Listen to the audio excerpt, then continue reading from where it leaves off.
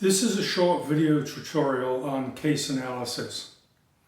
The very first time you're given a business case, you might find it overwhelming. There are all kinds of different ideas. The narrative is usually quite long. And then at the end of the case, there are exhibits full of tables and footnotes that give you additional information. So where I'd like to start is, why do we use business cases? And the answer is the real world is very complex. People sometimes give you misleading information or confusing information. And what we do in business school is to train you up so that you can find the most relevant information for making decisions. Now, there's an article that goes along with this video that gives you a little bit more of the 1, 2, 3 about how to prepare a case. Just very briefly, you want to plan to have multiple readings of the case. In your first reading of the case, you're going to just skip through it to try to get some general idea of what's going on. In subsequent readings, you're going to be looking specifically for problems and for numbers. Now, for almost all cases, your instructor will encourage you to meet with your study group and to talk about their ideas on the case as well. And there's good reason for this. They may have a completely different perspective from you. Let's look at a couple of examples here. In the first little video clip, we have a group working on a group project and nobody's actually read the case, and they come together and we see what happens.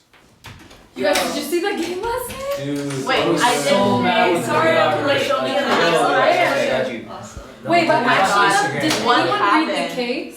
Oh my Yeah, god. it's pretty simple actually. They just need to cut their costs and they can increase market share. Oh, Okay, Awesome. sounds good. Sounds good. That's what we should do. Thanks. Thanks. Now, in the second clip, and it's actually the same group of people in this example, in the second clip, everybody's actually read the case before they sit down in a group meeting. Let's see what happens now. Oh hey, you're early. Let's just get started. Sure. I think it's pretty clear. They just need to reduce their cost structure and then increase market share. Wait, you mean their price? But they're the premium product. Like if you lower your price, you're just gonna lose profits. Well, I think there's another problem too. Have you guys seen their ads in the back?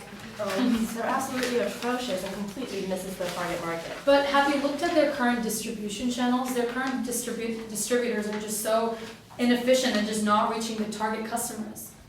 I mean, I agree with all the points, but I think it might be a more overarching problem of just market underpenetration.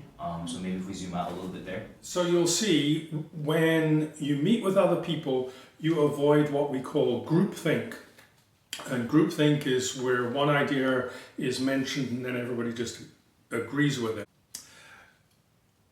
When you're preparing a case and you're talking with other people, make sure you know the rules for your specific class.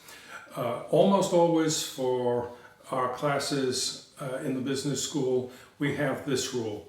You can talk to whomever you want and discuss the case in any way that you want, but once your fingers touch the keyboard and you start writing up your case, then it has to be absolutely your own work. Now at this point, I'm going to assume that you'll take some time to read the article that tells you the process of preparing a case. But what I can do in the video is to give you some secrets from the world of case writing. The first thing to say is that any good case has to have a state of tension. That is, there must be one or two different ways forward, and the principals in the case usually are disagreeing about what the right thing is to do.